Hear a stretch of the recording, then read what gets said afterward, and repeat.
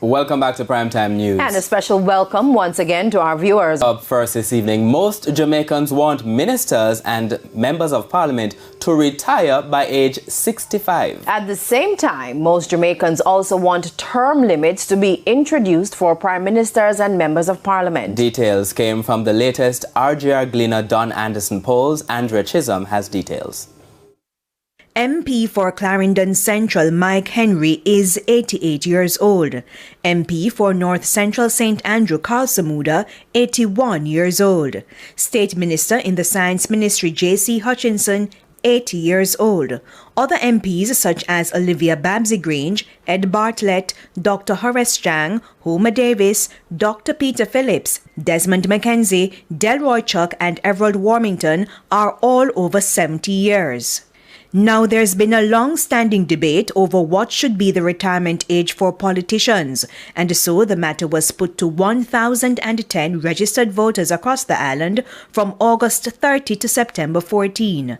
92% of those interviewed said ministers and MPs should retire at a certain age. So, what's the number?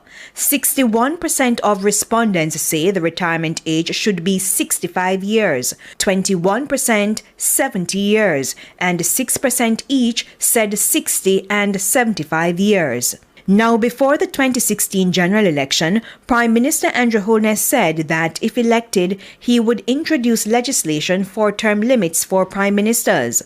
Until that becomes a reality, Jamaicans have weighed in. 77% of those interviewed said there should be term limits for the executive president, which is similar to the position of a prime minister. So, 72% said that the member of parliament should have a limit on the number of terms that he or she spends in office.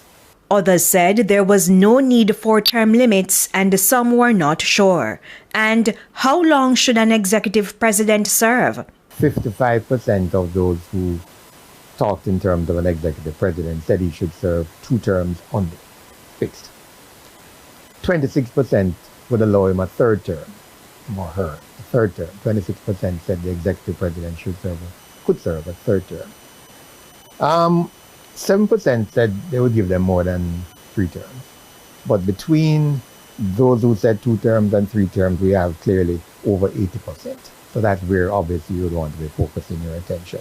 What about MPs? How long should they serve? 48% said 2 terms, 30% 3 terms, and the minority said over 3 terms, 1 term, or they were not sure.